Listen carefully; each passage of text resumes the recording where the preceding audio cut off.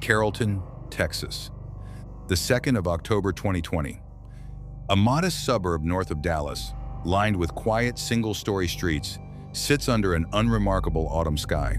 At 1100 MacArthur Drive, the leasing office for the Green Tree apartment complex opens for another unremarkable workday.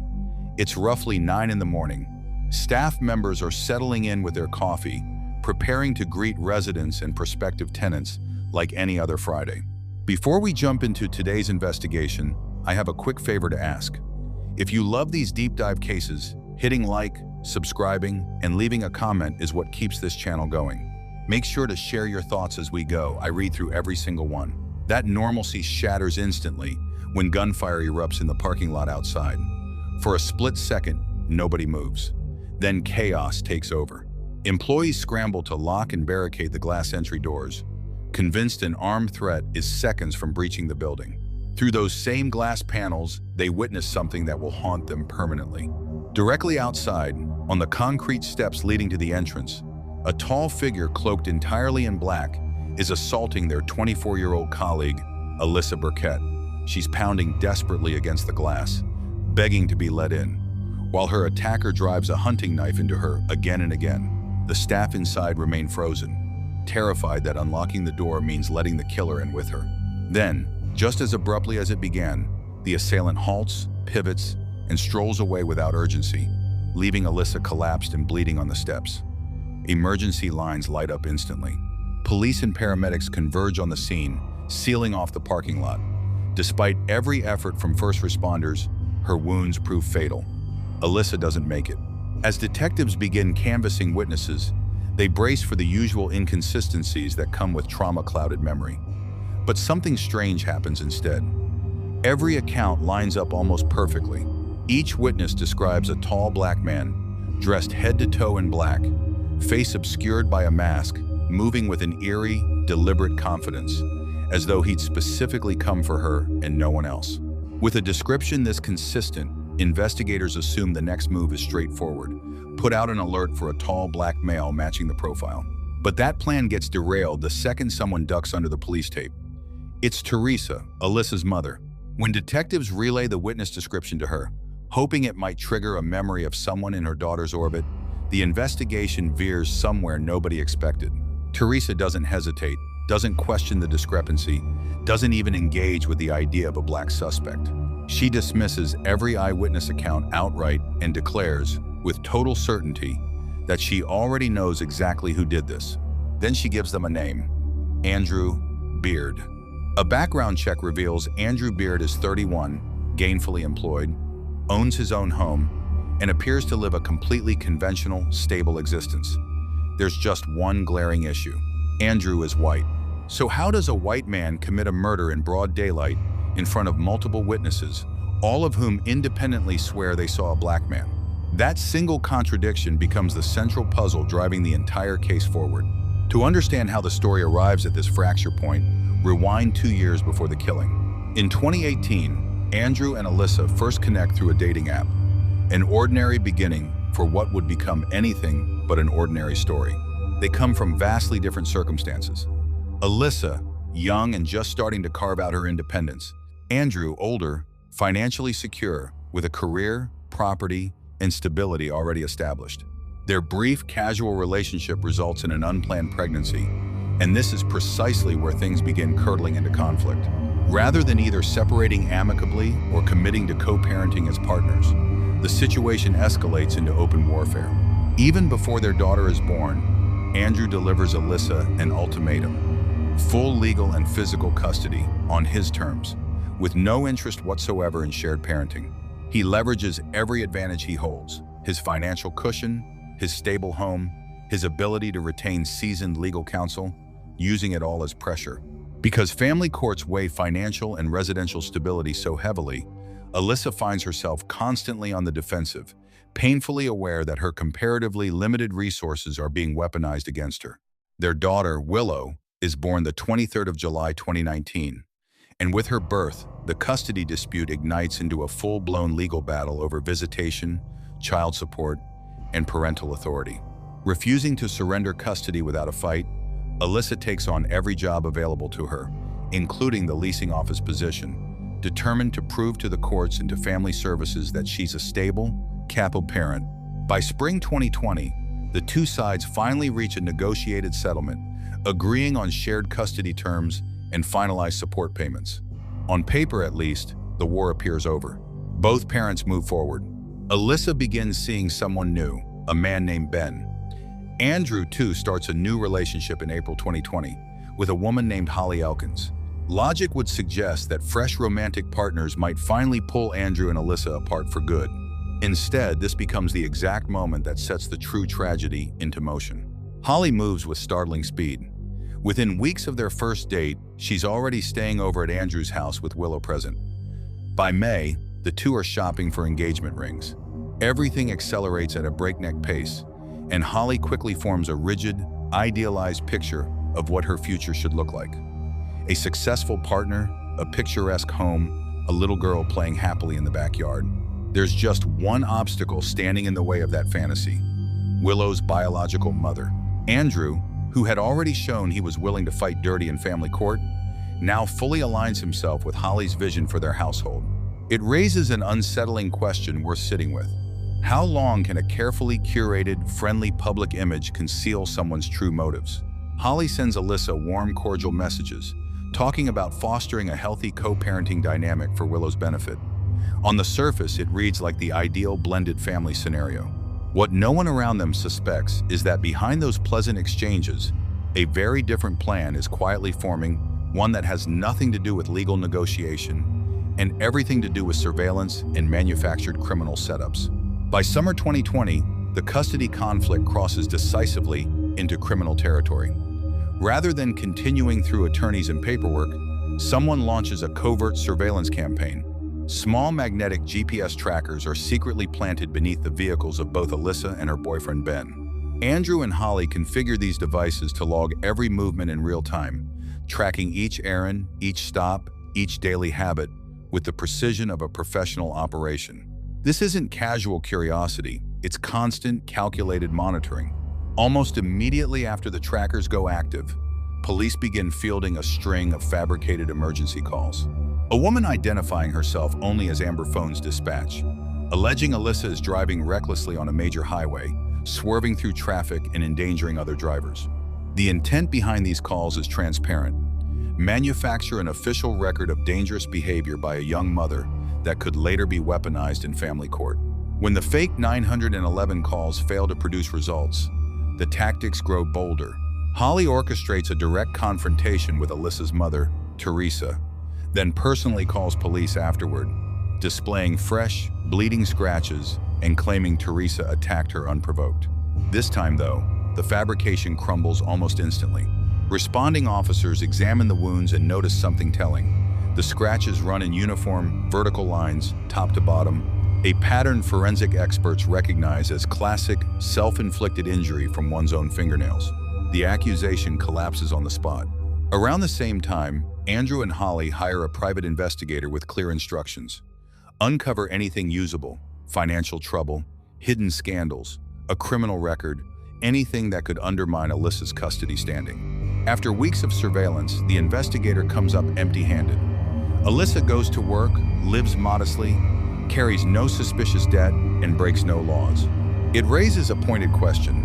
What happens when a meticulously engineered scheme collides with someone who simply gives you nothing to exploit? Some people back off, others escalate to fabrication. By September 2020, the campaign against Alyssa intensifies dramatically. An anonymous mail caller identifying himself as Frank contacts emergency services, alleging that an employee at an apartment leasing office is dealing illegal narcotics out of her car trunk in the parking lot. He rattles off precise identifying details: the vehicle's make, its license plate, even Alyssa's exact workplace. Bound by protocol, officers respond, arriving at the Green Tree complex and heading directly toward Alyssa. Convinced she has nothing to hide, she hands over her keys without hesitation and pops the trunk open herself. Inside, officers discover bags of illegal drugs, a loaded firearm, and a bundle of cash, arranged conspicuously enough to guarantee discovery. Alyssa later confides to close friends that in that instant, she felt a wave of terror unlike anything before, already envisioning arrest and the permanent loss of custody over Willow. But the frame-up unravels almost immediately. As officers question her in the parking lot, inconsistencies pile up fast. Alyssa's genuine shock doesn't match the behavior of someone knowingly transporting contraband, and the anonymous tip itself sounds suspiciously scripted. Too precise, too convenient. Officers reach the only logical conclusion. The evidence had clearly been planted, no arrest follows, and police clear the scene. Left standing alone by her car, Alyssa finally pieces together the pattern threatening her life. That same night, she sends her roommate a text that leaves absolutely no ambiguity. He's going to try to kill her. Every legal avenue of intimidation had failed. Every attempted frame job had unraveled. Only one option remained on the table. Back to the 2nd of October 2020. Mere hours after the fatal attack outside the leasing office, a highway patrol officer spots Andrew's pickup truck and initiates a traffic stop. Approaching cautiously, aware the suspect they're hunting might still be armed and desperate, officers instead find something almost surreally mundane inside the vehicle. Andrew's in the driver's seat, Holly beside him in the passenger seat, and little Willow buckled into the back. Officers study the couple closely. Just hours earlier, Willow's mother had been violently killed in broad daylight, yet neither Andrew nor Holly displays a shred of visible shock. No trembling, no panic, not even the disoriented confusion most people would exhibit upon hearing devastating news. Holly immediately seizes control of the conversation, delivering what sounds like a rehearsed alibi without missing a beat. She describes herself as an intensely jealous, overly protective fiancé who never lets Andrew out of her sight, insisting he spent the entire morning at home with her, never once leaving her presence. Officers let the couple go after the stop, but with strict instructions, do not return home. Their house has already been secured for a comprehensive search. Meanwhile, other officers begin sweeping the surrounding neighborhood. Less than a mile from Andrew's residence, tucked at the end of a quiet dead-end road, they discover an abandoned black Ford Expedition. Running the plate and VIN through law enforcement databases delivers the first significant break. The SUV had been bought for cash through an online classified listing exactly 1 week before the murder. Crime scene technicians process the abandoned vehicle and immediately uncover evidence explaining the morning's greatest mystery. Scattered across the seats, dark theatrical makeup residue, a fake beard carrying Andrew's DNA, and synthetic black hair matted with Alyssa's dried blood. Investigators conclude Andrew had used heavy theatrical makeup to radically transform his appearance, a deliberate attempt to misdirect the investigation entirely. Nearby security footage later confirms it, clearly showing Andrew parking the SUV, jumping out, and sprinting straight toward his own house. It begs an obvious question. How does someone spend weeks meticulously planning every detail, sourcing specialized supplies, constructing an elaborate disguise, only to abandon a critical piece of evidence just blocks from home, complete with their own biological material still inside? That level of overconfidence becomes an enormous gift for the forensic team. Detectives then search the pickup truck Andrew and Holly were driving during the traffic stop. Inside, they find what looks like an unremarkable diaper bag, except instead of baby items, it's crammed with heavy-duty garbage bags. Within those bags, men's shoes sliced into fragments and drenched in chlorine bleach, empty containers of extra dark liquid foundation, and grimy brown makeup removal wipes. The killer had clearly been trying to erase all traces of the disguise and destroy the clothing while still fleeing the scene. A search of the house yields even more damning material. Investigators recover charging equipment perfectly compatible with the GPS trackers pulled from Alyssa's and Ben's vehicles. Inside a home safe, they find an unregistered firearm suppressor. But some of the most incriminating evidence isn't even hidden away, it's sitting openly on a desk. There, detectives find a handwritten draft, word for word matching the fabricated September 911 call about drugs in Alyssa's trunk. Examination of a prepaid cell phone recovered in the search reveals a chilling browser search history, a query asking what chemical works best for removing gunshot residue from skin. Piece by piece, the meticulously built alibi disintegrates under the weight of makeup residue, purchase receipts, and incriminating search history pulled from seized devices. Store transaction records, combined with digital evidence, begin reconstructing a clear, methodical timeline of preparation. On September 10th, a long black cloak is purchased, ideal for concealing a shooter's true build. On September 14th, extra dark liquid foundation is added to the cart. Then, on September 19th, ammunition and a fixed-blade hunting knife are bought. One detail jumps out immediately. Every purchase was made in cash, each at a different retailer, an obvious strategy to avoid leaving a traceable financial trail. Investigators then turn to Andrew's phone, uncovering his text history with Holly. 1 week before the attack, Holly boards a flight to Mexico, a calculated move that physically distances her from the crime and manufactures what looks like an airtight international alibi. From her resort, she continues bombarding Andrew with encouraging messages, reinforcing his resolve. Eventually, she sends the message investigators later identify as the final trigger, telling him she needs a man willing to protect his family from the entire world, whatever it takes. Combining all this evidence, investigators reconstruct the events of that early October morning in precise detail. Before leaving his house, Andrew coats his face in thick theatrical makeup, attaches a fake beard, and dons the black cloak. He drives the recently purchased black SUV to the Green Tree parking lot and positions it to give him a clear line of sight to Alyssa's usual parking spot before her shift starts. Just before 9 a.m., Alyssa arrives, parks, kills the engine, and lingers inside her car briefly. Andrew exits the SUV and walks straight to her driver's side door. Without warning, he raises his weapon and fires through the closed window. The shot shatters the glass and inflicts catastrophic damage, permanently blinding Alyssa in her left eye. Most victims would lose consciousness from an injury of that severity, but Alyssa refuses to surrender.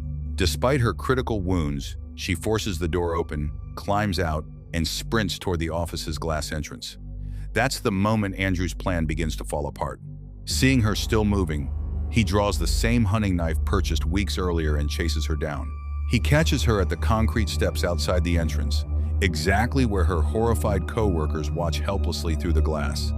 He stabs her repeatedly. Defensive wounds later found on her forearms confirm she fought back with everything she had until the very end. Once she can no longer resist, Andrew retreats to the SUV and drives off, abandoning it on the dead-end street, attempting to scrub evidence from his truck, then rushing home to strip the makeup from his face using chemical solvents. At that moment, he's fully convinced his disguise worked flawlessly, that he's successfully misled the entire investigation. What he doesn't yet realize is that discarded makeup bottles and incriminating search histories on his own devices have already begun dismantling everything he built. The instant handcuffs close around Andrew's wrists, Holly recognizes their carefully constructed cover story has collapsed entirely. Without hesitation, she cuts ties completely, calling a cab, fleeing Texas, and relocating to Michigan, where she buys herself a brand new Lexus and swiftly moves on with a new relationship. But once Andrew realizes he's been abandoned to face the full consequences alone, he agrees to cooperate fully with federal investigators, laying out the entire scheme in detail. The subsequent investigation confirms Holly was instrumental in planning the murder from the start. In 2023, Andrew Beard is sentenced to 43 years in prison. Holly is later apprehended by federal agents at Miami International Airport after digital records place her physically at the store where the hunting knife was purchased. Her trial in 2024 lasts barely any time at all. The jury deliberates for only 90 minutes before delivering their verdict. She's sentenced to 2 consecutive life terms behind bars. Willow is ultimately adopted by Teresa, her grandmother, and perhaps that's the story's cruelest irony of all. Holly set out to engineer what she believed would be the perfect family by erasing someone else from the picture entirely. Instead, she guaranteed she'd spend the remainder of her life confined behind concrete walls, permanently removed from any family at all.